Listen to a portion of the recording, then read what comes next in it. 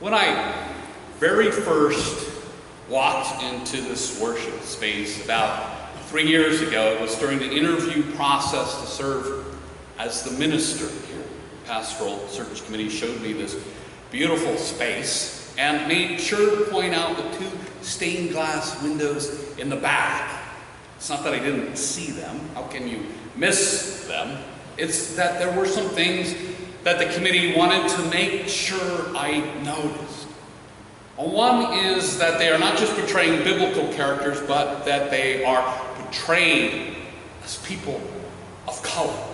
Another is that the windows are dedicated to the founding members and their friends in the anti-slavery movement. I was duly impressed here in a small town that had no slaves and relatively few people of color. Over 100 years ago, a church here, this church, made one of its most prominent features about slaves and blacks, and dedicated those windows to what was for decades a very, very unpopular anti-slavery movement.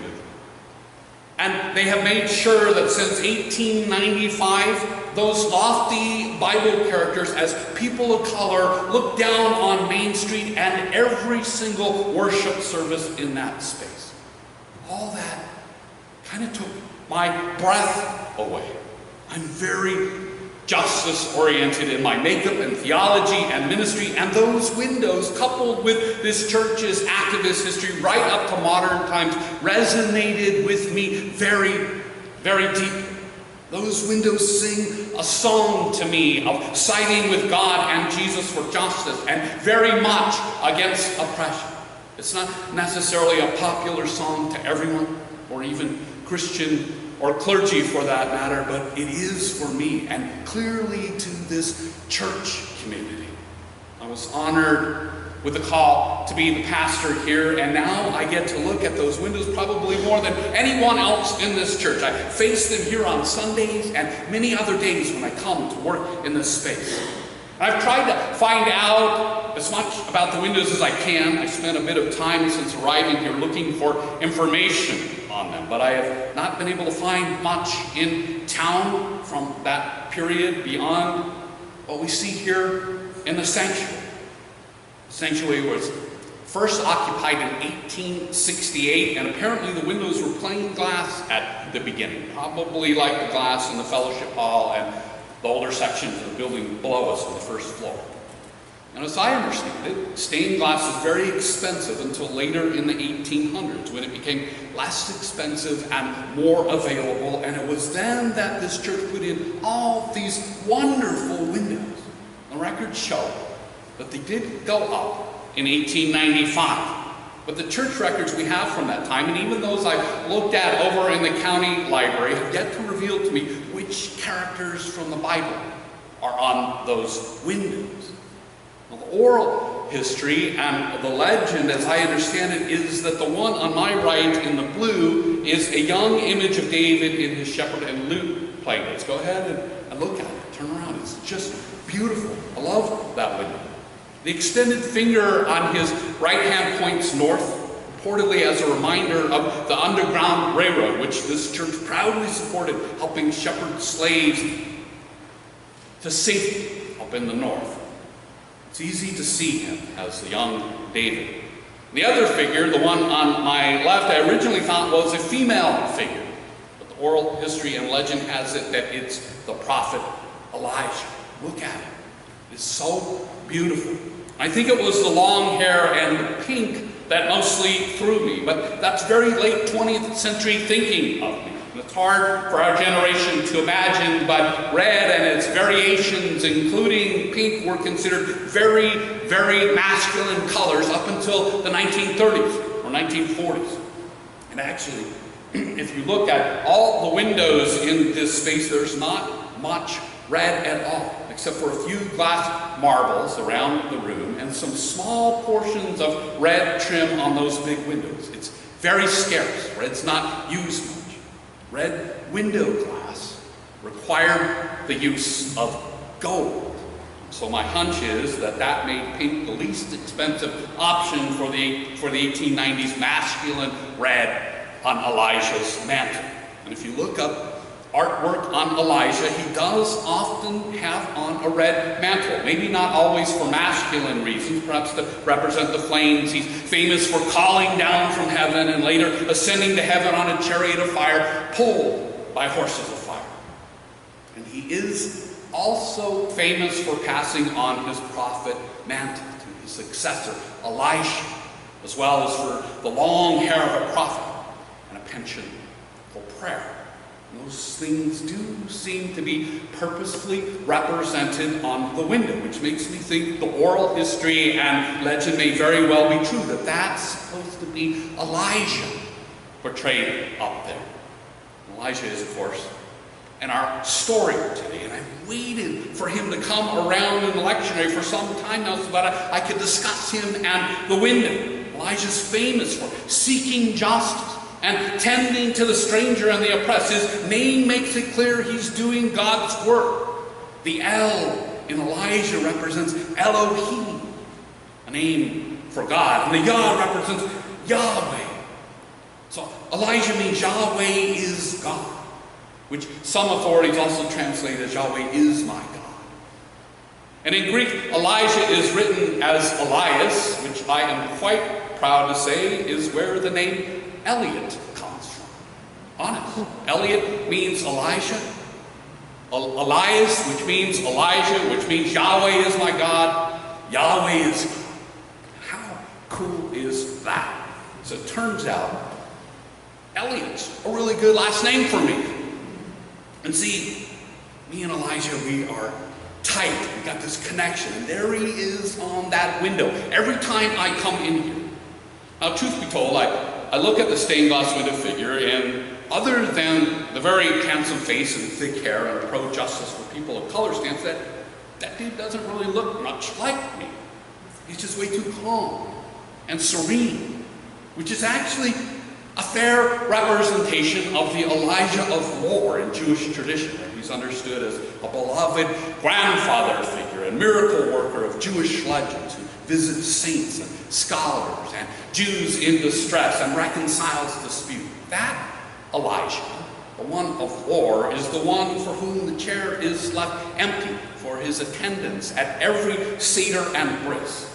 Elijah is the one person in the Old Testament who does not die, which may be why there are stories of him being around to come and help and visit. However, in the Bible stories, Elijah's taken up into heaven in a chariot as his mantle is dropped from the sky, so Elijah may take it up and carry on the work as a prophet. And Elijah in the Bible, the prophet's nothing like the later Elijah of war that comes after his chariot ride into the sky. He's not a pleasant-looking fellow, well-dressed and coiffed and calm and serene like the window depicts him. In the Bible, he's not the grandpa-like guy later legends imagine. One Jewish writer, Rabbi Joseph Telushkin, notes this about Elijah. There's no biblical prophet more furious, impassioned, and uncompromising. Hiking through the hills of Israel, dressed in his loincloth and carrying a stick, Elijah declares war on idolatry and on the Phoenician queen Jezebel. The Bible also tells us that Elijah challenged hundreds of pagan priests to a ritual duel to see whose god would bring down fire to consume a sacrifice. The priests lose in a dramatic showdown where Elijah has his altar repeatedly soaked with water before he prays the prayer that God, Yahweh, answers with fire. Elijah's also wild enough to challenge royalty, Queen Jezebel, King Ahab. And before he does these things, he first shows up and declares a drought and famine and is sent by God to Jezebel's homeland of Zarephath to survive. He starts off in the wilderness with drought and famine in full swing. He's camped by a creek, a brook. And God sends a raven with food each morning and night for him. To use a pun that only works in modern English, we can picture Elijah as looking like a stereotype raven mad to the world prophet hanging out in the wild. And after a while, that creek dries up And as we heard, our story today picks up with God telling Elijah to go to Zarephath and the widow there for food. It is this hungry, thirsty, wild wilderness man of God that Yahweh sends to the widow in our story. And we need to consider how very ironic it is that God sends Elijah into foreign enemy territory to get food and famine from a widow who, it turns out, has just enough left for her and her son to have one more bite to eat before dying of starvation. God does not do what we might expect and send his prophet to some well-stocked Jewish safe house. God sends his prophet to the very least likely Savior and the seemingly least safe place of all. And actually, it is ironical for both the widow and the prophet. The widow needs help and gets from God a starving stranger, raven-mad prophet. And the prophet needs help and gets from God a starving stranger widow strapped with a starving stranger child who, since he has no father to care for him, is culturally considered orphan. These are the last in the culture. And so the very last humans men in the culture would want to encounter as they journey, especially to help obtain food and shelter. The widow, the orphan, and the stranger are what the culture taught each of them and the listeners to loathe and fear. And it is also exactly who these heroes in the story are. The widow, the orphan, the stranger whom the culture imagines God is most unlikely to work through, but through whom God does the work in a very real way. The story can be heard echoing last week's story about the centurion who humbles himself to Jesus and hosts faith in Jesus and therefore God, so that together they can work to save a slave. God's love and care working in those who host faith is again the theme this morning. Both stories have God's care go out through God's followers to and through people of different faiths. The Roman centurion and the Zarephath widow, their faith, those foreigners' faith, leads to miracles. God's work on earth. They are not Jewish, and God still helps them and helps them help others. These are stories of God's love not being conditioned on religious belief or social status. These are stories of God's chosen, Elijah and Jesus, not asking anyone to believe particular dogma or religious doctrine, but to trust in God's way, to host faith, and therefore God. And the result of that trust and hosting, from the highest in power, a centurion, to the lowest in power, a widow, is the same. Through people of any religious background or birth, trust in God can be so powerful, people get saved. People the culture looks down on. Slaves, orphans, strangers, enemies, anyone who's oppressed. And in today's story, Elijah's body, covering the non-Jewish enemy orphan child, symbolizes God's care for the whole person, and hope and life return to that widow and to that child. And if we think about it, we can hear that echo in our Last Supper ritual at the communion table, where Jesus' whole body, flesh and blood, were first symbolically given to us at the Last Supper, and then actually given to us at the crucifixion. Jesus gave his life for the cause of God's love. He hosted God. And ever since Christians have symbolically reenacted the giving of his whole self in the manner Jesus did with his disciples, that last meal together. And so we hold up the cup, and we hold up the host, and we take it all in to help us host God ourselves. God cares for us as a total person, whether we are or think we are a social outcast. And note in the Bible story, after the Bible story, how God meets folks at the bottom, both in the lowest to the culture people and the lowest places we can be found, in sickness, at poverty, and drought and famine. God is right there. No one is too great or too small or too not this or too not that or in any situation that they cannot host or receive God's action and love. All it takes is human faith and action by one person. We don't have to be serene and calm like Elijah in the window. It makes for a good picture looking down on Main Street and into this wonderful worship space, and that's fine. But neither Elijah or Jesus, or even David in the other window for that matter, got God's work done without being in the low places and with the lowly people and in the cultural rejects and bottom dwellers in the valleys of death and despair. Jesus, David, and Elijah took action and chose to have passion and faith in God. And while those windows have calm images, they were in fact put up by this church 131 years ago as action, passion, and faith to literally hold up high the very people the culture treated as love, and do so still today in many respects. The windows. Those windows are very clever, powerful statements.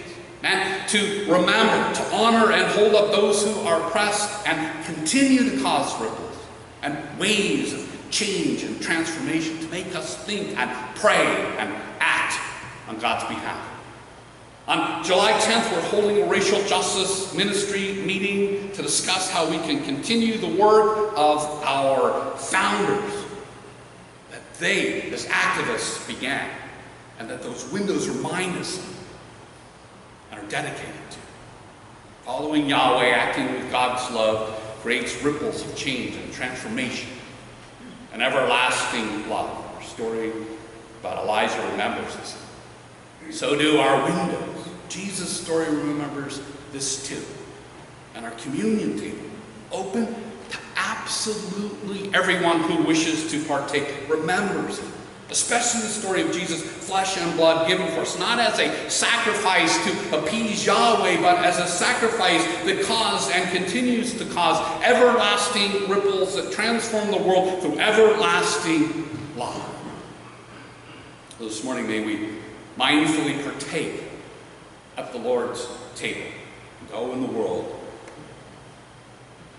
bearing transformative